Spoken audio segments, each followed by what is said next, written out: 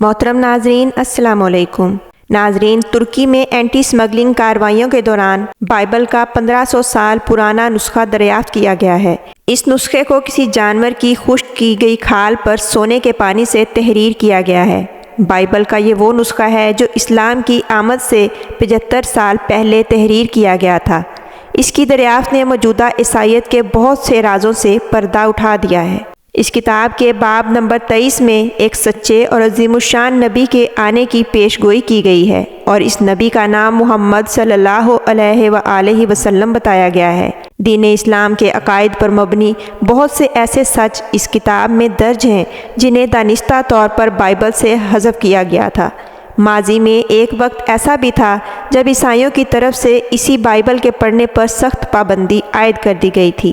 آپ یہ جان کر نہایت حیران ہوں گے کہ اب جب یہ بائبل اور اس کے اصل عقائد دنیا کے سامنے آئے تو کچھ خفیہ عناصر کی طرف سے اس بائبل کے انگریزی اور دیگر زبانوں میں تراجم کو چھپا دیا گیا، کیونکہ اس بائبل کے پیچھے عیسائیوں کا ایک ایسا راز چھپا ہے کہ وہ اس بائبل کے سچے ہونے سے انکار نہیں کر سکتے۔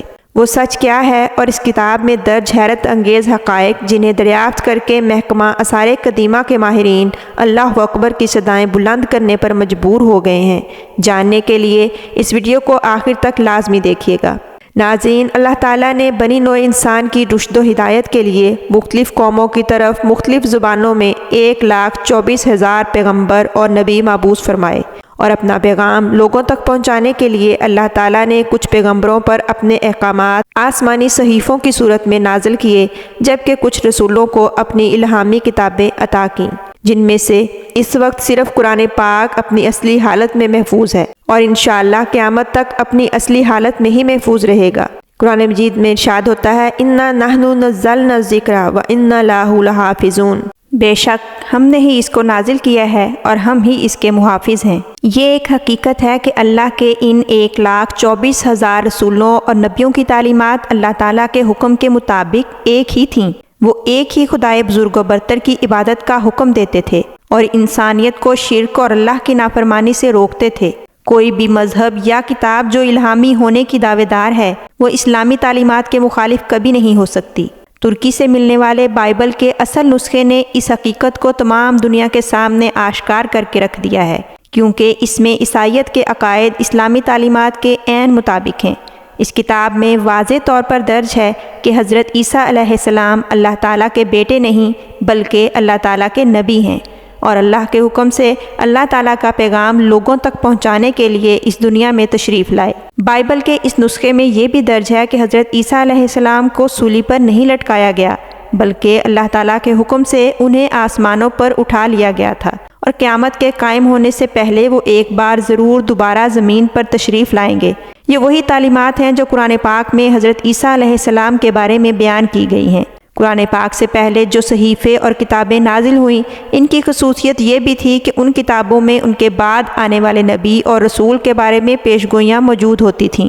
وہ نبی کس قوم اور کس علاقے سے تعلق رکھتے ہوں گے اور ان کی نشانیاں کیا ہوں گی، یہ ان کتابوں میں درج ہوتا تھا۔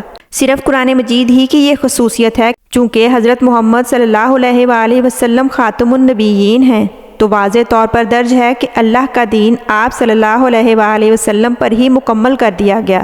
جبکہ دیگر الہامی کتابوں کی خصوصیت کو دیکھا جائے تو جو آسمانی صحیفے حضرت موسیٰ علیہ السلام سے پہلے نازل کیے گئے تھے، ان میں واضح طور پر بتایا گیا تھا کہ آنے والے وقتوں میں ایک نبی بنی اسرائیل کی طرف مبعوث کیے جائیں گے، جو فرعون کے محل میں پرورش پائیں گے اور بنی اسرائیل کو فرعون کی غلامی سے نجات دلائیں گے۔ اسی طرح تورات میں درج تھا کہ حضرت عیسیٰ علیہ السلام بغیر باپ کے اس دنیا میں تشریف لائیں گے اور لوگوں کو اللہ تعالیٰ کا پیغام پہنچائیں گے۔ اللہ تعالیٰ کی طرف انہیں زندہ حالت میں آسمانوں کی طرف اٹھا لیا جائے گا۔ الہامی کتابوں کی اس خصوصیت کی بنا پر بائبل میں نبی کریم صلی اللہ علیہ وآلہ وسلم کی تشریف آوری کے بارے میں بائبل کے اس نسخے میں باب نمبر 23 میں واضح طور پر درج ہے کہ آنے والے وقتوں میں ایک عظیم الشان نبی اس دنیا میں تشریف لانے والے ہیں۔ اس عظیم الشان نبی کا نام محمد ہوگا۔ یہ وہ سچائی ہے جو عیسائیت کے نام نہاد علمبردار تمام دنیا سے چھپائے ہوئے ہیں، کیونکہ اگر وہ اس سچائی کو مان لیتے ہیں تو پھر انہیں عیسائیت کے نام نہاد علمبرداری سے دستبردار ہونا پڑے گا۔ اگر وہ بائبل میں درج ان تعلیمات کو مانتے ہیں تو پھر ان کی عیسائیت کے منسوخ ہونے کا ڈر ہے، اور اس کے بعد انہیں نبی کریم صلی اللہ علیہ وآلہ وسلم کی تعلیمات کو ماننا پڑے گا، جبکہ وہ ایسا کرنے کے لیے بالکل بھی تیار نہیں ہیں۔ عیسائی پادریوں کا اس کتاب کی تعلیمات کو موجودہ بائبل سے حذف کرنے کے پیچھے بھی یہی سوچ کار فرما تھی کہ اس میں موجود تعلیمات قرآن پاک کی تعلیمات کے عین مطابق تھیں۔ اس میں واضح طور پر یہ تحریر ہے کہ حضرت عیسیٰ علیہ السلام کے 12 صحابیوں میں سے ایک صحابی جن کا نام یوٹاسکو تھا اور جنہیں یہودا بھی کہا جاتا تھا، انہیں حضرت عیسیٰ علیہ السلام کی جگہ سولی پر لٹکایا گیا تھا، اور حضرت عیسیٰ علیہ السلام کو بحفاظت آسمانوں پر اٹھا لیا گیا۔ اور یہ عقائد آج کی بائبل کی موجودہ 4 نسخے لوک، میتھیو، جان اور مارک کے عقیدوں کے بالکل خلاف ہیں۔ دوسرے الفاظ میں آپ کہہ سکتے ہیں کہ دریافت کی گئی بائبل کے یہ عقائد موجودہ عیسائیت کی تعلیمات کے بالکل خلاف اور اسلامی تعلیمات کے بالکل موافق ہیں۔ ناظرین، آپ کو یہ بھی بتاتی چلوں کہ اس کتاب کو حضرت عیسیٰ علیہ السلام پر ایمان لانے والے سب سے پہلے 12 صحابیوں یا حواریوں میں سے ایک حواری برناباس نے خود تحریر کیا۔ یہ ان 12 حواریوں میں شامل تھے جو ہر وقت حضرت عیسیٰ علیہ السلام کے ساتھ عیسائیت کی تبلیغ کے لیے شامل رہے۔ انہوں نے حضرت عیسیٰ علیہ السلام کی زندگی اور ان کی تعلیمات کو خود اپنی آنکھوں سے دیکھا اور تحریر کیا۔ اس میں واضح طور پر یہ بھی درج ہے کہ نبی آخر الزماں حضرت اسحاق علیہ السلام کی اولاد میں سے نہیں بلکہ حضرت اسماعیل علیہ السلام کی اولاد میں سے تشریف لائیں گے، اور اللہ تعالیٰ کے حکم پر حضرت ابراہیم علیہ السلام نے حضرت اسحاق کو نہیں بلکہ حضرت اسماعیل علیہ السلام کو قربانی کے لیے پیش کیا تھا۔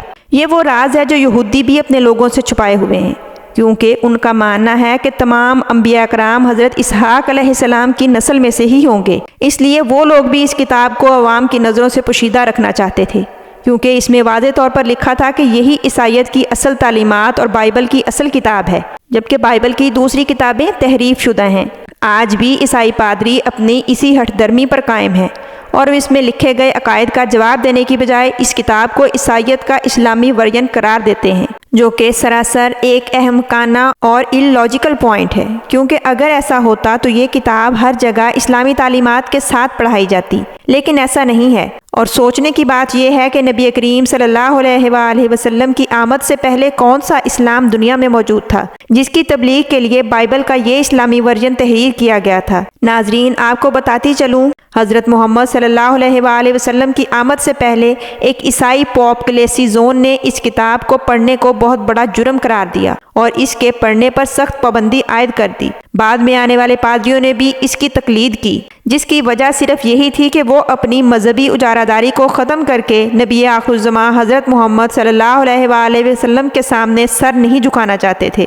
یہ کتاب پوشیدہ حالت میں کچھ نامعلوم لوگوں کی وجہ سے ادھر سے ادھر گھومتی رہی۔ 16ویں صدی کے اندر اس کتاب کا ایک نسخہ گلیسیزون کے عجائب گھر کے اندر موجود تھا، لیکن کسی کو بھی اس کی پڑھنے کی اجازت نہیں تھی، یہاں تک کہ ان کے ایک دوست نے اسے چرا کر اٹلی زبان میں ترجمہ کیا۔ مختلف نامعلوم ہاتھوں سے ہوتا ہوا یہ نسخہ آسٹریا کے شہر ویہانا کی لائبریری میں پہنچا۔ 1907 میں آکسفورڈ یونیورسٹی نے انگلش میں اس کا ترجمہ شائع کیا تو تمام دنیا میں تہلکہ مچ گیا۔ اگلے ہی دن اس نسخے کی اٹلی انگلش زبان میں کیے گئے تراجم کو تمام مارکیٹوں اور لائبریریوں سے غائب کروا دیا گیا، اور اس کے 2 نسخوں کو بے انتہا مشکلوں کے بعد بچایا گیا، جن میں سے ایک برٹش میوزیم اور ایک کانگریس کی برٹش لائبریری کے اندر اس وقت بھی موجود ہے۔